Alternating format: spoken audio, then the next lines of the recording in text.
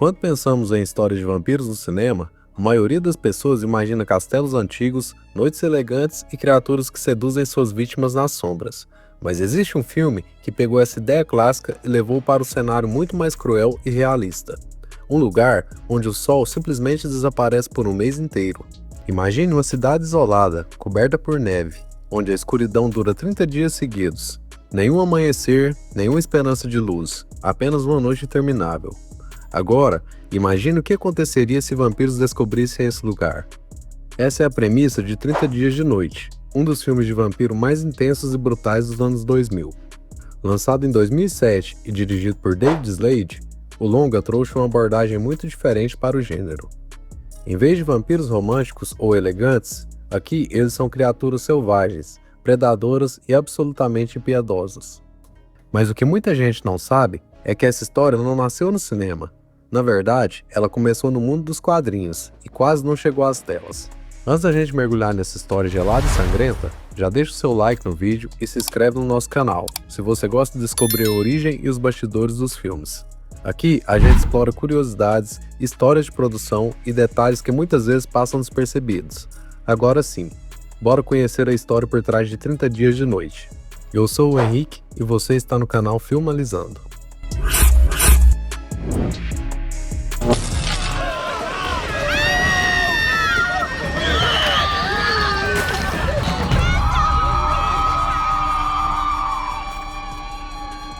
Tudo começa com uma ideia extremamente simples, mas assustadoramente eficaz.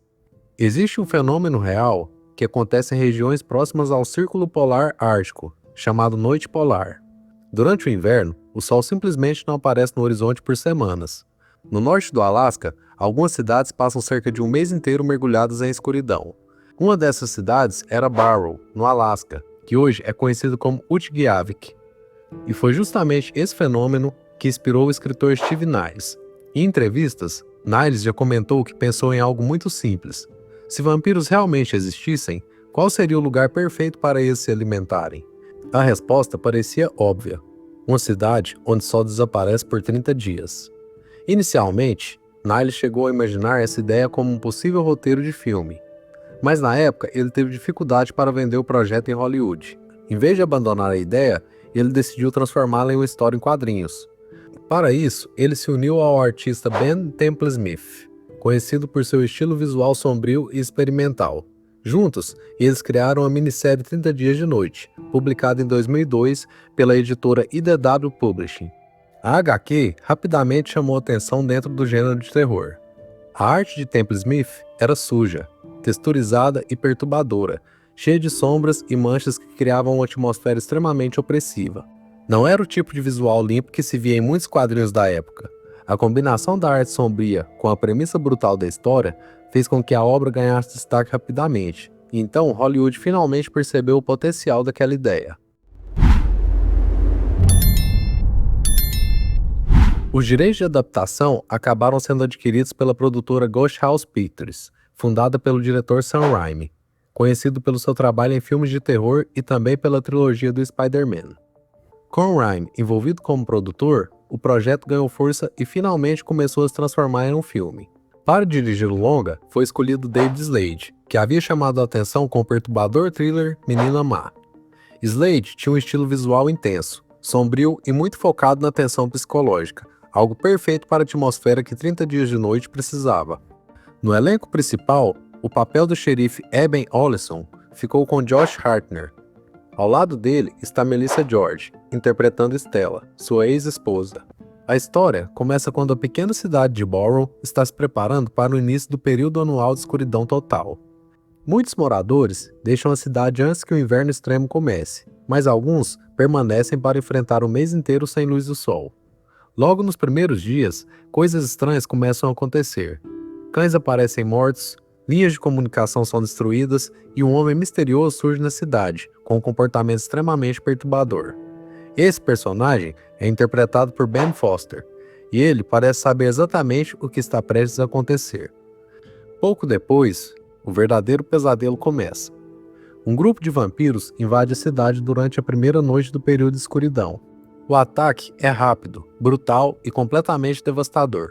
Essas criaturas são lideradas por Marlowe, interpretado por Danny Huston. Diferente de muitos vampiros retratados no cinema moderno, os vampiros de 30 Dias de Noite são monstruosos. Eles não seduzem, não negociam e não demonstram empatia. São predadores organizados que tratam os humanos apenas como alimento.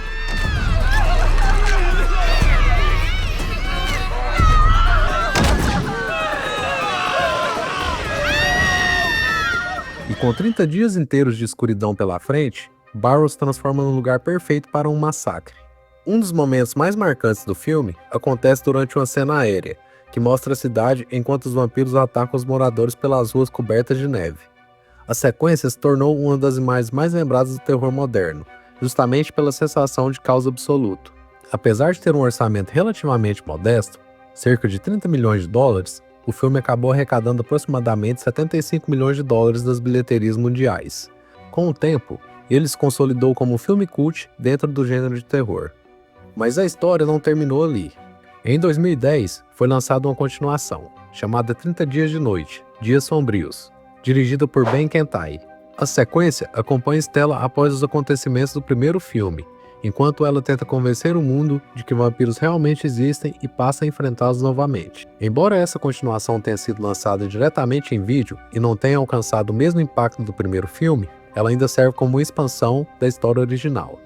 Nos quadrinhos, porém, o universo de 30 Dias de Noite continuou se expandindo.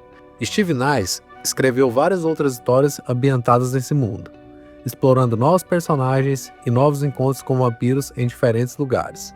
E existe uma curiosidade muito interessante sobre o final do primeiro filme.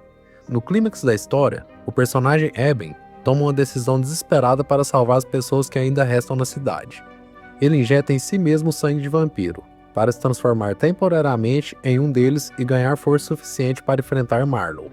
Essa escolha nos leva ao momento mais emocionante do filme.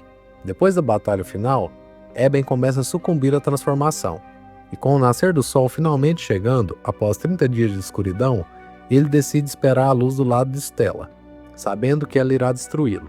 Essa cena foi pensada para representar não apenas o sacrifício do personagem, mas também o fim simbólico da longa noite que tomou conta da cidade. É um final melancólico e ao mesmo tempo poderoso, e ajudou a tornar 30 Dias de Noite um dos filmes de vampiro mais lembrados da sua geração.